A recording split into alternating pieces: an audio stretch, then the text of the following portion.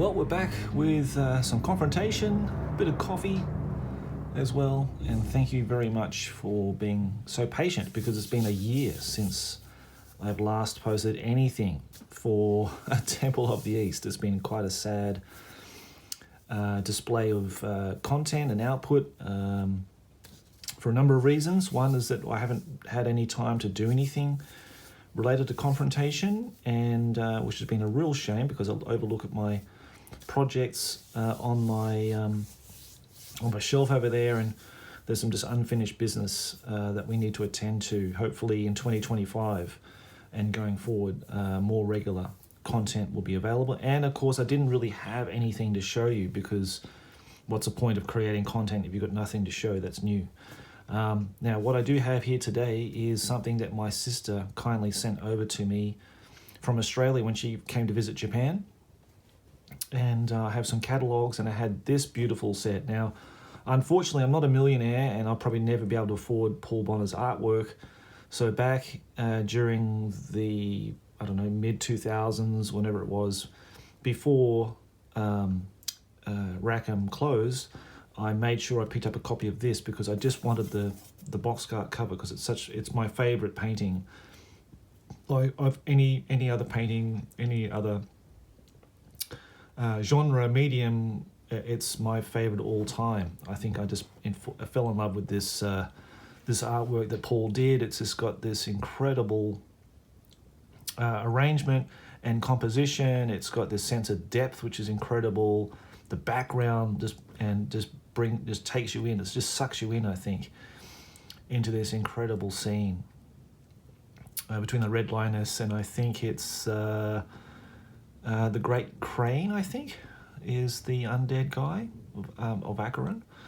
But yeah, I love it. And actually, right at the moment, I've got some commission work, which is some more content I can show you in another video, not today, which I'm actually painting the Red Lioness and I'm painting the Great Crane. So it's really good timing. And so again, thank you so much for being patient, my subscribers who have given me the time and consideration of subbing my channel. And I really want to bring confrontation back in some form, in some way, and we can talk about that in future videos anyway. But today I just wanted to do a bit of an unboxing, because I haven't really had time since she came in October to really go through it, just very briefly, just to check what the content was. But if you've never seen this set, Ragnarok is the mass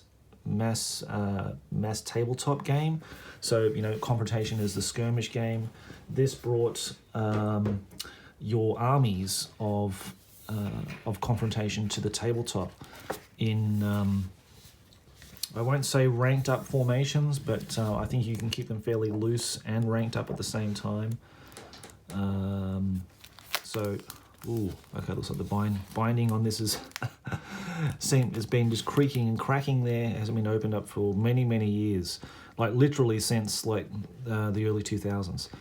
So yeah, I've read some battle reports in the Cry Havocs, and I feel really interested about pursuing Ragnarok as a system and just trying it out, even though I've heard some very discouraging things about the rules and how it's laid out, and it's not the most intuitive game to play, and all that. But I've heard other people say it's an absolute brilliant system and it's way better than Warhammer, and so I've had both sides of the spectrum. But just for the artwork, just for all this amazing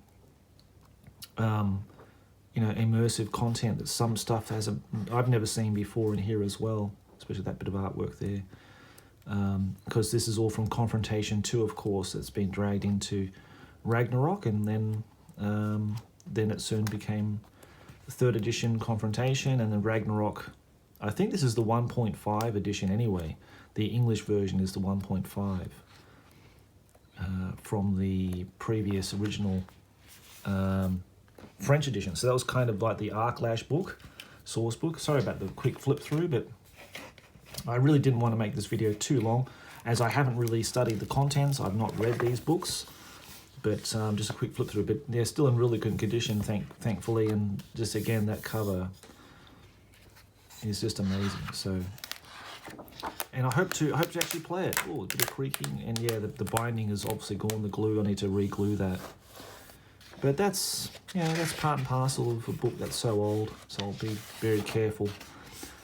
Paul knows that I have a really bad reputation with books and binding, and things tend to fall apart in my hands. I don't know what it is. I'm afflicted with some curse with books just disintegrating when I start flipping through them. So, but anyhow, this is obviously the rule book, and it tells you how these different formations, scattered formations, close formations. I like it that it's scattered so that the models don't rank up and they don't, scratch any paint off and that kind of stuff because of how dynamic the models are.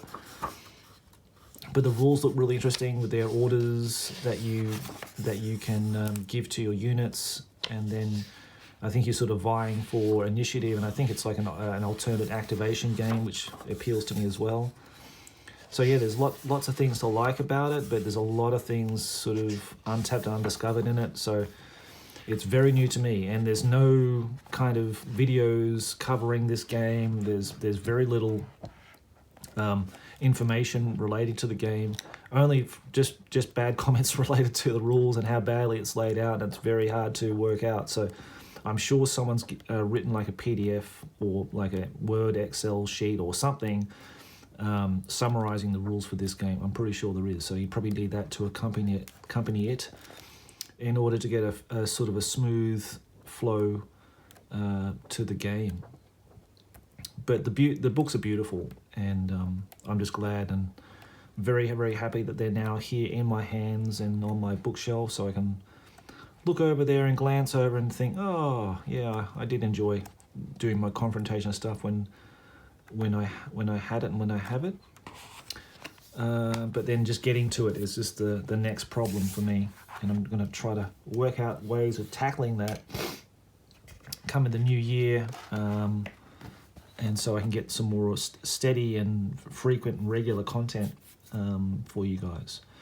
So this is just like a quick reference sheet, nice and glossy. And they're all the unpunched tokens with looks like a dispersion template and all different counters, move and fire, disengage, disorganization, route, fire. They've got like pursuit tokens here, charge, run, march, immobile. So I think they're placed down secretly, which I quite like. And yeah, it's got some discoloration there. The limited edition model, I think, was the Keltos model, who I'm forgetting now, Drac, I think his name was. That's long gone, unfortunately. I don't know where he went. I can't remember. I think I had a bits box of models, and I think it went in there, and I think it just went in someone else's hands in the end. But that's just a very, very brief, quick look at Ragnarok, the core set for Heroic Fantasy Wargaming in 28mm mass combat for Confrontation. I really hope to get... Well, I had a plan. I made a list of Tianabor dwarves I was working on to make a 1,000 point or 1,000 AP list for Ragnarok to play against Paul with his Midnor, as that's really the only two factions we have to play it. So who knows? Let's see how we go. We'll take one step at a time, but I need to make steps to realize this and not just leave it on the shelf to wither and gather dust. I really want to see it finalized, finished, get it to the table, get to play it, get out of my system, work out whether it's worthy to invest more time in it or just leave it to the annuals of time where maybe it should really belong. But it seems very interesting by looking at the battle reports in Cry Havoc for Ragnarok, and I would like to just give it a go and just see what it's all about and see what it's like, and obviously hopefully make a video presentation. We'll talk more about videos later on in the future, certainly not now, certainly not in 2024, but 2025, going to 2025, bringing back some confrontation and some lovely hybrid, which I really miss playing hybrid.